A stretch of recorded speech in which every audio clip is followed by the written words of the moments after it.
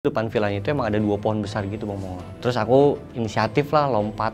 Karena aku yang dari situ selama di sana tuh aku yang paling banyak ngelakuin kesalahan sampai akhirnya kayak ketempelan gitu lah. Bangun itu selalu kebangun jam 2. Selalu ada rambut di bawah bantal. Jadi di depan kamar itu kayak ada sosok kaki gitu. Ketika ketemu sosok kuntilanak itu, dia cuma bilang kayak sudah dibersihkan apa belum.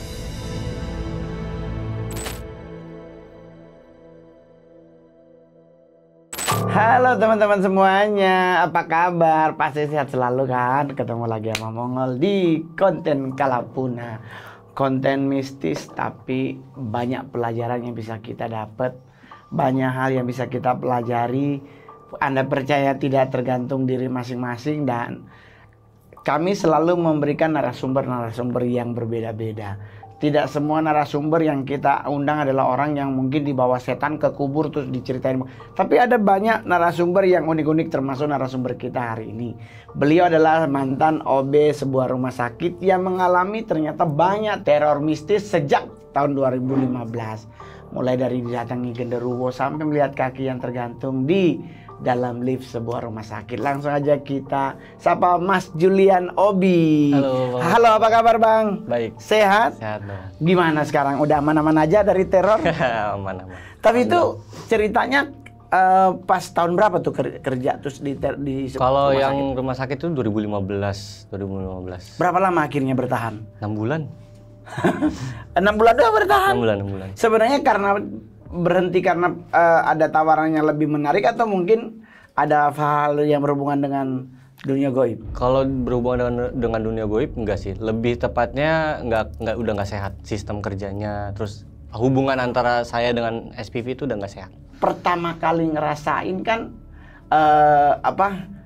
diteror oleh hal-hal mistis itu tempat kerja pertama lagi ya kan? Nah, kalau misalnya di teror-teror kayak gitu mungkin sebelum kerja tuh udah pernah ngerasain gitu. Karena kesalahan sendiri. Terus Contohnya? kayak waktu itu pernah kita waktu habis ujian nasional, terus kita kayak ngadain tour gitu kan buat perpisahan kelas. Oke. Nah itu juga waktu pas kita ke villa itu juga pernah ada Di kejadian. villa di Puncak? Iya, daerah Bogor. Daerah Bogor lah Daerah pokoknya Bogor, ya. daerah Bogor. Lah itu ngalamin teror apa deh selama acara itu? Ada yang Banyak kesurupan? sih. Kayak rep-repan sih jatuhnya sebenarnya. Oh, tapi bukan cuma satu orang. Bukan cuma satu orang, tapi di endingnya aku yang kena paling banyak. Karena aku yang dari situ selama di sana tuh aku yang paling banyak ngelakuin kesalahan sampai akhirnya kayak ketempelan gitu lah. Terus akhirnya diobatin. Ketempelan apa tuh menurut mereka? Kalau dari si Pak D ini yang di Nyembuhin. rumah yang nyemuin itu katanya sosoknya nenek-nenek. Apa karena kalian berisik di villa atau? Banyak kesalahan kayak pertama attitude, etika, terus kita ngotorin tempat. Yang terakhir kita party. Mabok pastinya. Itu ada berapa banyak deh? Satu kelas itu? Hanya teman dekat? Total kalau misalnya yang ada di villa itu ya kurang lebih satu kelas Bang Mongol. Tapi yang ngerasain itu yang ada di acara party itu aja mungkin sekitar 10 orang. Iya. Jadi waktu itu tuh pada saat kita udah sampai sana, terus jam 4 kan kayak free time gitu kan. Akhirnya kita kayak berenang. Jadi lokasi villanya itu di kolam renang tuh di paling bawah gitu. Jadi kayak lapangan terus turun ke bawah gitu, kolam renang, terus di atas itu tuh kayak mungkin yang punya villa itu kayak naruhin tanaman-tanaman gitu. Nah terus aku inisiatif lah lompat gitu, lompat dari yang tempat si tanaman itu. Terus ya akhirnya kayak yang lainnya pada ngikutin, kaki kita basah, tanahnya nempel, turun ke kolam renang jadinya kotor. Kayak gitu. Itu awal mulanya. Itu kayak ada satu temanku yang bisa dibilang dia mungkin kayak anak yang baik-baik, nggak ikut dalam kamar itu. Cuman nggak tahu kenapa dia kayak ngigo gitu. Ngasih tahu kalau ada satu teman kita yang katanya ada di kolam renang. Tapi pada saat kita ke sana nggak ada orang. Di kolam renang? Iya, nggak ada orang. Cuman penglihatan dia itu ada teman saya gitu. Ada yang menyerupai. Iya, kayak gitu. Tapi kan setelah kasus kolam renang itu terornya masih berlanjut nggak? Masih. Jadi dia dua kali balik terus sempat dia bawa, kalau zaman di era 2015 tuh kan ada kayak center tapi belakangnya tuh di bawahnya tuh ada kayak setruman gitu kan. Iya, tahu. Nah kayak gitu, jadi dia kayak udah bawa itu terus ngasih tahu kalau misalnya ada satu teman kita yang beda orang itu katanya lagi duduk sila di bawah pohon. Jadi emang depan rumahnya itu, depan villanya itu emang ada 2 pohon besar gitu Bang Mongol. Gitu. Temannya itu ngelihat ada orang di situ. Dan itu teman kita. Tapi waktu masih kecil SD SMP pernah punya pengalaman ngelihat hal-hal yang berhubungan dengan makhluk gaib? Kalau ngelihat sih nggak sampai yang jelas banget sih. Paling kayak sekelibatan terus ngerasa. Terus lagi waktu itu SMP sih, lagi nongkrong terus kayak diketawain gitu doang. Kalau gua mah udah sering tuh kalau lagi nongkrong gitu, tahu-tahu bunyi perempuan, ketawa gitu. Kayak gitu. Obi juga pernah ngerasain begitu? Pernah. Itu kasus villa. Berarti mungkin pernah juga orang lain yang datang ngerasain hal yang sama kali ya? Mungkin, karena emang di situ kalau yang aku ingat itu bangunannya tuh kayak bangunan tua gitu loh Bang Mongol. Dan villanya itu tuh pojok banget. Gitu, pojok. Terus jadi dari rumah yang atau si villanya itu dulu dari gerbang tuh mungkin 5 meter, karena di samping kanan kirinya ada rumah-rumah gitu yang baru mau dibangun. Dan yang di situ itu cuman kita doang penghuninya. Jadi tukang bangunan yang lagi kerja itu pada mungkin ada pulang atau apa kayak gitu. Serem juga. Terus gimana? Di saat diobati oleh orang situ free? Maksudnya bebas gitu? Kurang lebih 4 harian baru lepas. Karena pada saat aku pulang itu aku ngerasain juga kayak masih diikutin. Iya, karena pertama kan awalnya mikirnya badan kan daerah-daerah sini tuh kayak berat gitu kan, kayak berat terus badan lemes gitu. Nah untungnya pada saat itu udah selesai ujian nasional, jadi kita nggak perlu, yang anak kelas 3 abis UN itu nggak perlu masuk sekolah kan, jadi kayak libur gitu. Nah acaranya itu emang setelah ujian nasional dan kita udah libur gitu. Dan waktu itu sempat ngerasain 3 hari tuh kayak bangun itu selalu kebangun jam 2. Di hari pertama tuh ngerasa cuman mungkin masuk angin, belum kepikiran kalau akan ketempelan gitu kan. Ngerasanya cuman kayak capek, kemarin habis aktivitas dari Bogor apa segala macem, terus makin kesini kok kayak makin nggak enak gitu. Sampai akhirnya yang ngerasain teror itu. Terus gimana penyelesaiannya? Kayak aku disuruh ini sih, kayak dikasih minyak gitu, terus kayak disuruh balurin. Kayak gitu. Orang tua gimana tahu? Awalnya orang tua nggak tahu, cuman waktu itu almarhum ayah di hari ketiga aku ngerasain kayak janggal, kayak aku kebangun jam 2 pagi. Pada saat kebangun itu selalu ada rambut di bawah bantal. Kata almarhum ayah, pas udah tahu itu ya sudah akhirnya dipanggilin. Cuman karena emang si Pade ini dia pagi tuh mungkin jam 5 atau setengah 6 tuh udah jalan ke rumah kemana-mana gitu. Jadi kayak emang ya bisa dibilang jadwalnya banyak gitu.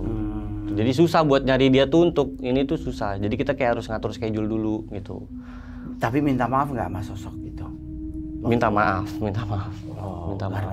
Karena mengotori ya? Iya, karena mengotori. Tapi kan berarti otomatis dengan kasus kayak begitu lebih dari, kan ada 10. Kalau ada 10 orang berarti 10-nya ngerasain arep-arepan. Tidur pasti nggak nyaman.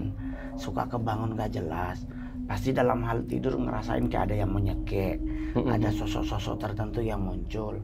Nah, spesifikasi Obi di saat arep-arepan ada nggak sih? Kalau Robi sih nggak ngerasain arep-arepan, yang ngerasain tuh yang di villa tuh teman. Cuman kayak ngigo aja gitu, kayak ngigo. Cuman ya pada saat itu ya ngerasa nggak enaknya pas di rumah. Cuman apa ya? Nah ini yang Robi mau tanyain tuh, kalau misalnya kayak makhluk-makhluk seperti itu, kenapa sih ininya tuh selalu rambut? Kenapa harus selalu rambut? Iya. Saya sih selama ini belum pernah ngerasain. Maksudnya saya belum pernah ketemu kasus di rumah. Maksudnya dari kecil ada rambut. Jadi tapi kalau biasanya sosok-sosok masuk makhluk halus kalau ngeganggu tuh ya biasanya kan dia meninggalkan tanda. Apa tandanya itu setiap orang pasti berbeda-beda. Tapi biasanya tanah, apa cap, apa tangan gitu, atau mungkin meninggalkan bau ada. Jadi dia meninggalkan jejak. Maksudnya kenapa dia meninggalin jejak? Mungkin menurut Mongol itu adalah bagian dari ya udah apa yang lu harus lakuin kalau lu ketemu tanda ini. Biasanya ya minta maaf gitu. Nah kalau misalnya kayak pada saat itu kan memang kondisinya udah nggak kondusif kan. Nah sampai akhirnya ada satu momen dimana ada satu teman Robi itu yang bisa, maksudnya yang ngerti lah sama hal kayak gitu, sampai akhirnya disuruh minta maaf nih. Tapi minta maafnya tuh kayak ke pohon. Nah, bisa-bisa aja. Sebenarnya kan mereka spirit deh. Spirit itu tidak menentu, dia apakah ada di pohon, dia ada di batu, dia ada di air. Tapi dengan kita meminta maaf, kita dengan minta maafnya tuh harus bersuara, maaf ya, maaf. Gitu. Iya, itu yang Robi. Nah, itu bisa banget, itu bisa banget. Kenapa? Nggak harus spesifikasi di pohon, di batu, karena dia spirit itu bentuknya roh. Bentuknya roh berarti dengan dimana kita minta maaf, selama dia tahu kita minta maafnya dengan ikhlas, everything aman. Begitu. Itulah kenapa orang-orang tua dulu kan selalu maaf ya, permisi gitu. Nah itu tuh etika kulono punya kita tuh, permisinya gitu. Kan tadi kejadian Mas Obi bangun di jam 2 pagi dan baru bisa tidur menjelang subuh. Itu kan selalu berulang. Apa aja yang terjadi selama jam 2 pagi sampai menjelang subuh? Yang aku rasain sih pertama dehidrasi. Kekeringan. Iya, kayak aus gitu. Kayak aus, terus habis itu sempet ngelihat kayak ada, jadi di depan kamar itu kayak ada sosok kaki gitu, tapi cuma kakinya doang.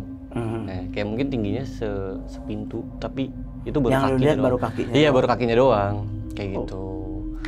Itu kasusnya setelah lu dari Bogor itu, puncak iya, itu. dari puncak itu, dari puncak Bogor itu. Infonya kan nenek, tapi ada kaki. Oke. Nah ini nenek ngapain? Kaki ini ngapain? Pada saat kebangun itu kan lampu belum mati, belum nyala kan. Nah itu baru ngeliat sosok kakinya doang. Nah terus makin kesini baru kayak dia tuh kayak nengok begini. Kayak gitu. Jadi kayak dia baru munculin mukanya, kayak nunduk gitu. Tapi pada saat aku nyalain lampunya nggak ada, kosong kayak gitu. Baru aku ngeliat rambut. Kayak gitu, ngeliat rambut. Terus abis itu ketika coba buat istirahat lagi, bayanganku tuh kayak di sana gitu loh, di rumah tersebut gitu, di villa tersebut kayak gitu. Akhirnya almarhum ayah itu taunya pada saat yang si Pade datang. Jadi pada saat aku ditanganin sama Pade, setelah dari dipegang ujung jempol itu kayak nggak tahu apa-apa aku. Dan akhirnya di situ info dari papa, akhirnya mungkin si Padenya ini berkomunikasi sama yang si nenek itu, akhirnya dibongkar. Kayak kenapa ada si Gundurwo. Jadi katanya si Pade sih Gundurwo itu untuk mata-matai di daerah rumahku. Jadi semuanya tuh terbongkar pada saat aku lagi pas diobatin. Akhirnya papa tahu aku minum. Aduh. Iya kayak gitu. Berapa lama itu pengobatan yang diituin Pade? 4 hari itu 4 hari. 4 hari. Disuruh pakai apa, minyak terus. Terus gimana setelah selesai Obi ngerasain gimana? Ini udah aman, punggung udah bisa normal, terus udah nggak ngerasa berat. Terus habis itu alhamdulillah tidur tuh udah nggak kebangun lagi kayak gitu. Tapi untuk melihat makhluk halus masih bisa ngerasain ngelihat gitu? Iya masih bisa, tapi nggak yang kencang banget itu enggak. Cuman kayak ngerasa kalau ada seseorang kadang kan kayak kita bisa ngeliat dari sini kan. Dari ujung mata. Dari ujung mata terus kayak sekerlingan ya. Iya. Tapi kan kejadian dan teror itu kan terjadi ketika Mas Obi lulus SMA. Setelah akhirnya bekerja, teror apa aja yang kan bekerja pertama tadi kan di rumah sakit. Nah, di rumah sakit itu teror apa aja yang Obi rasain? Pada saat Robi di rumah sakit itu masih ada 1 bulan dulu kan masa training kan. Jadi ada training? Iya ada training. Jadi ada trainingan dulu. Nah untuk yang anak training itu tuh 2 minggu pertama tuh aku tuh masuknya pagi dulu, si pagi kayak gitu. Nah baru ngerasain teror itu ketika udah lulus training, dikasih seragam, baru tuh dimasuk bulan kedua baru shift malam gitu. Nah jadi pada saat ngerasain itu shift malam, pagi siang. Pas udah akhirnya baru shift malam. Dan itu apa aja tuh yang Obi rasain di saat shift malam itu? Kalau hari pertama sih paling cuman kayak suara-suara doang Bang Mongol. Denger suara kayak langkah kaki, terus suara anak bayi nangis. Karena kan samping kantor OB tuh depannya itu, jadi ini kantor OB, tapi samping sini itu ruang persalinan. Jadi deket. Dan itu posisinya di belakang rumah sakit. Jadi di setiap kali malam tuh pasti dengar suara. Iya, suara. Terus belakang samping pintunya, samping ruang persalinan itu kayak ada lorong kecil menuju tempat sampah sama tempat kayak laundry. Mungkin spray atau baju-baju pasien kayak gitu-gitu. Dan kalau yang di lorong itu emang minim cahaya kan. Ada lampu, paling cuma lampu kuning gitu. Kayak di kampung-kampung lah, lampu kampung. Warna kuning iya, gitu. Kalau di Jawa warna susu ya. Terus kalau selain teror suara ada teror apa lagi? Pernah ngelihat wujud? Kalau wujud iya, itu yang di lantai 5. Lantai 5 di gedung B. Ngelihat apa, Dit? Itu sosok cewek. Jadi aku di posisi di lift, dia tuh di kamar mandi. Aduh. Gitu. Jadi pada saat aku ngeliat itu ternyata narik kesimpulan. Jadi kan sebenarnya si cewek ini atau si kuntilanak ini memang sebelum-sebelumnya aku kan masuk si pagi terus kan. Nah kadang setiap pagi tuh kita tuh masuknya itu tuh pagi banget Bang Mongol. Jadi masuk itu tuh 4:30 udah harus sampai rumah sakit, briefing apa segala macam. Jadi kan aku berangkat dari rumah jam 4 pagi. Jadi capek kan, ngantuk kan. Jadi abis ngebersihin gedung B itu, kan gedung B itu ada lantai 6. Cuman yang beroperasi itu ruang ICU-nya 1 sampai 3. 4, 5, 6-nya itu kosong. Jadi setelah habis ngerjain lantai 6, turun ke lantai 5, istirahat lah. Cuman pada saat istirahatnya itu, aku milih istirahatnya di toilet. Dan selalu kalau misalnya mau sebelum istirahat atau kayak nyender gitu, akhirnya ketiduran, itu selalu ngebersihin rambut. Gitu. Dan pada akhirnya ketika ketemu sosok kuntilanak itu, dia cuma bilang kayak, sudah dibersihkan apa belum? Gitu. Karena yang dia tahu kan aku sih pagi. Nah, dia ngeliatnya saat itu adalah aku lagi shift malam, makanya dia minta bersihin. Gitu. Terus di hari kedua itu minta temenin sama anak-anak yang shift sore. Gitu, minta temenin sama anak-anak yang shift sore. Terus abis itu ketika minta temenin untuk ngerjain dulu tuh. Karena dari tempat koridor OB sampai koridor yang tengah itu, yang pintu buat pembatas antara tengah sama belakang. Minta tolong untuk temenin dulu, jadi aku ngerjain dulu, ngepel dulu daerah situ. Nah barang-barangku tuh taruh di situ. Nah abis itu pas udah selesai naro, disuruh ngerokok dulu lah gitu loh, ngopi, ngerokok santai-santai dulu. Sebat lah. Iya, sebat dulu, ngerokok apa segala macem. Ternyata pas mau bakar rokok, mules. Nah aku mules, nah akhirnya karena di situ udah mules, lupa izin dan lupa minta tolong ke teman buat tungguin. Akhirnya ya sudah, pas udah pup, tapi kayak pup tuh ngerasa resah gitu. Nah singkat cerita ketika udah selesai pup, keluar ternyata udah sepi gitu. Nah pas di hari ketiganya aku nanya sama temanku kayak, lo kok kenapa kemarin ninggalin? Nah dia bilang, enggak kok, gue nggak ninggalin, gue pamit sama lo. Tapi posisinya yang dia lihat itu aku tuh di meja SPV itu cuman kayak gini doang, duduk gitu, tapi nggak ngomong apa-apa kayak gitu. Padahal di situ aku ngerasa aku masih dalam toilet. Masih dalam toilet, kayak gitu. Oh, jadi teman-teman lu pamit sama sosok yang di meja yang mirip sama Obi, padahal Obi lagi di dalam. Selama kerja di rumah sakit itu ada momen yang nggak akan pernah terlupakan nggak dalam hidup Obi? Kayaknya kalau misalnya momen untuk teror ya, kayak semuanya nggak terlupakan sih. Baru pertama kali kerja. Udah dapat begituan. Karena kan di situ yang nggak aku habis pikir adalah kayak aku di sini kan kerja, niatnya kerja cari uang. Kenapa gangguannya sampai kayak gitu? Mungkin waktu itu mikir positif lah ya, mungkin ini karena rumah sakit, lumrah lah gitu loh. Tapi ada nggak selama Obi kerja 5 bulan sosok kayak suster gitu? Ada, itu kayaknya hampir semuanya sih ngerasain. Ketemu sih, tapi dia nggak yang aneh-aneh gitu loh ngomong. Maksudnya cuman kayak nampakin diri aja gitu, dan sosoknya itu cuman jalan doang. Nggak ngesot? Nggak. Nggak. Suster biara gitu lah, suster biara. Iya, suster nan kan? Ya suster nan. Iya, kan ada suster nan. Cuman udah lanjut usia gitu. Kenapa tuh jin itu selalu kayak menyerupai orang, ataupun kayak kenapa sih sosok itu tuh kayak selalu tua? Karena memang mereka aslinya kan udah tua. Larang usia mereka seusia dengan dunia ini. Dunia diciptakan, mereka jadi. Otomatis ya mungkin, karena kalau dia menyerupai cewek cantik, takut kita jatuh cinta. Itu maka akan ribet lagi. Tetapi kenapa selalu menghantui? Dan menyerupai. Juga hantu. Dan kadang menyerupai. Dan kenapa dia selalu menyerupai? Kan kloningan. Kan dia kalau bahasa benernya tuh dia selalu menyerupai. Dia mengkloning diri. Padahal kita lagi di mana, ada orang lihat Mongol di mana. Gua pernah tuh kasus begitu, gua lagi di kereta, orang di Bandung telepon. Lu ngapain di BIP? Nah, di BIP. Gue bilang gua lagi di kereta Parahyangan mau ke Bandung. Lah ini lu di BIP. Terus gue bilang coba lu kejar lagi, nggak ada. Nggak ada. Nah itu banyak hal-hal seperti itu. Nah, tapi kan kalau di OB kan berarti otomatis selama 6 bulan itu kan pasti setiap hari ngelihat hal-hal begituan. Bahkan ngelihat sampai ada kaki di lift ya, atau di mana? Itu di lift. Itu kena gantung atau dia setengah doang, kayak gantung setengah aja. Kayak gitu, cuman kayak kakinya tuh banyak bercucuran. Berbulu nggak tuh kaki? Nggak, mulus. Waktu itu tuh sebenarnya ada 2 security yang lihat.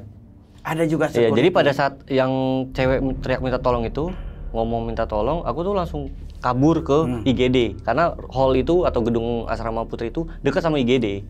Minta tolong security, terus nanya, security nanya kayak, kenapa, ada apa gitu. Ini diminta tolong bang. Akhirnya security pertama tuh jalan sama aku tuh ke hall tuh cuman ngelihat kaki dulu awalnya. Kayak, jadi kan dibatasin tembok gitu karena lift. Jadi kayak ngeliat kaki setengah gitu, tapi tuh kayak ada darah gitu. Nah, terus si security yang pertama ini tuh nggak berani. Gitu, nggak berani, terus habis itu dia manggil teman. Nah temennya ini waktu itu sempat sedikit lawak gitu, jadi pada saat manggil temen, terus habis itu dia langsung kayak takabur gitu, ngelawak kayak, wah mana nih gue mau dapet duit nih kayaknya nih, gue mau berani gitu gitulah pokoknya. Jadi kayak nantang. Pada saat sama dia kakinya dikejar, dia langsung kayak, jadi kayak dikejar gitu ke arah lift. Itu kayak aku nunggu berapa menit nggak muncul. Jadi aku sama security pertama itu diem doang gitu. Dia yang nyamperin ke arah lift itu.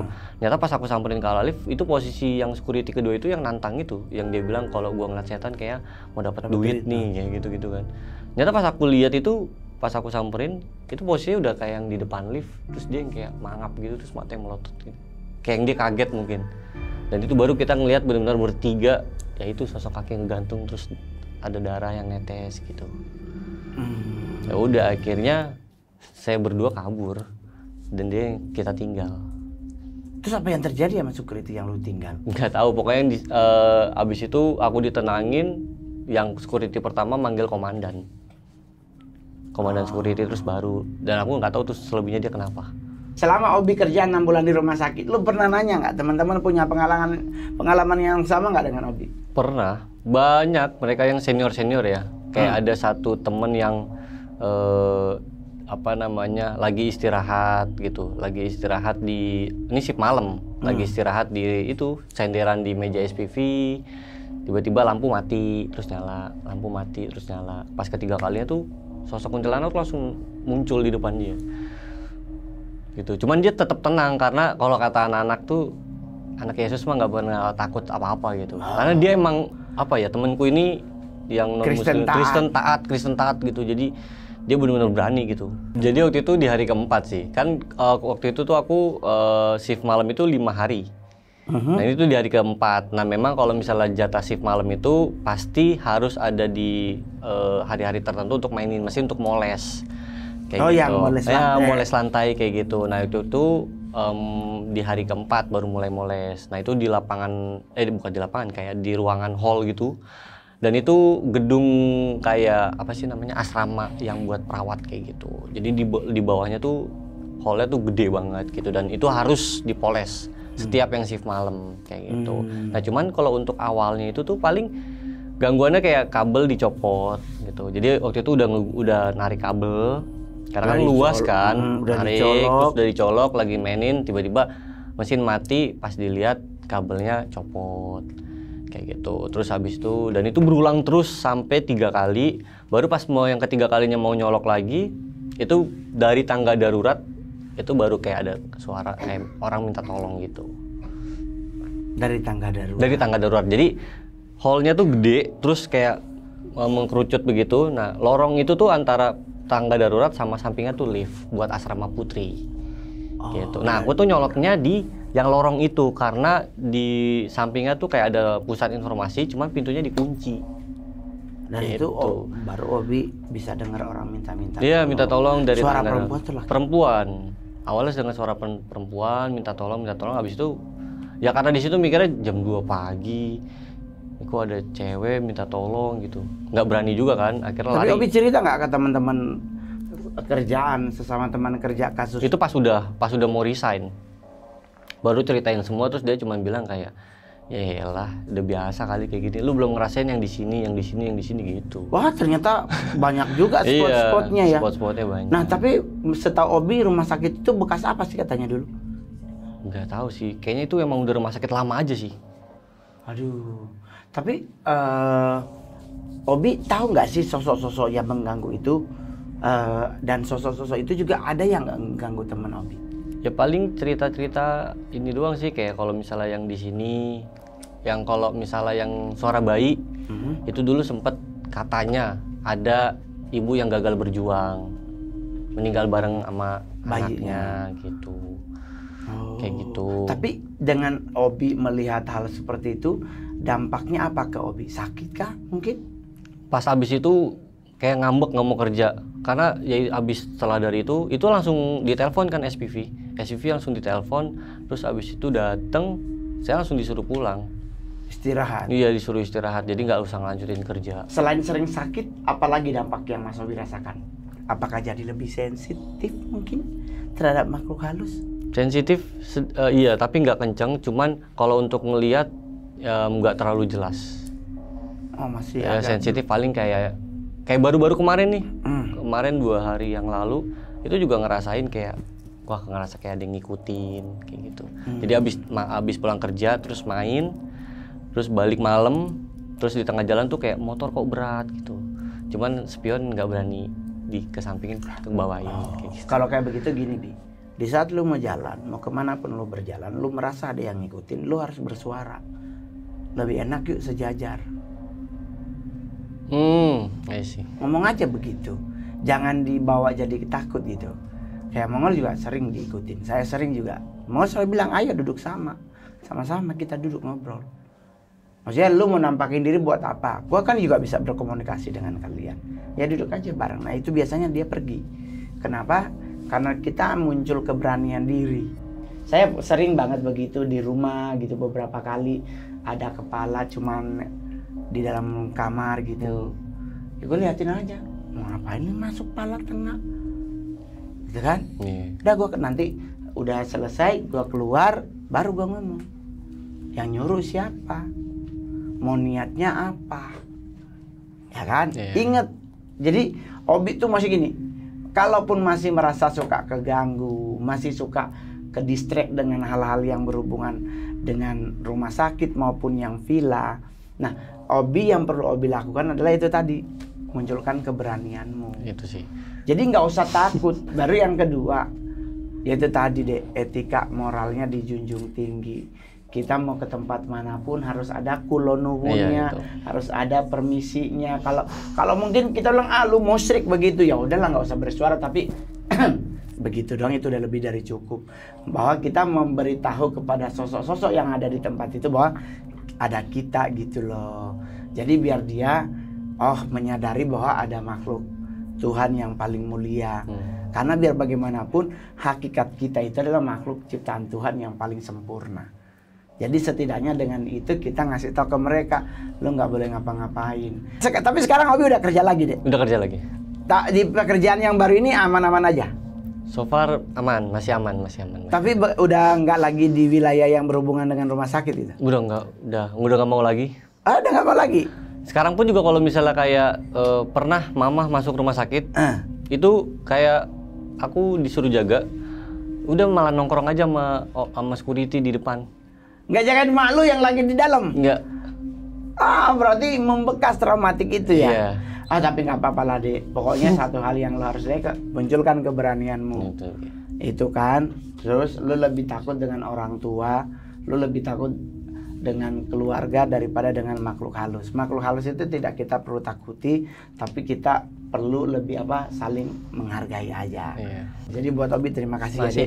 Sukses di pekerjaan yang baru ya. Amin. Terus gue cuma mau ngasih tahu buat lu satu, bahwa masa lalu yang indah dengan pasangan hidup jangan pernah diharapkan ada lagi di siang saat ini. Yang lalu sudah berlalu, buka kembali relung hati lu yang baru. Dan buat yang pacar lu yang sekarang tidak sama dengan yang lalu. Jangan lupa di like, subscribe, dan share. Kalau ada cerita yang sama yang Anda alami, ingat cerita dari Anda bukan dari orang lain. Hubungi kami di akun Instagram Opera Entertainment atau di komen di YouTube. Saya Mongol, bye-bye.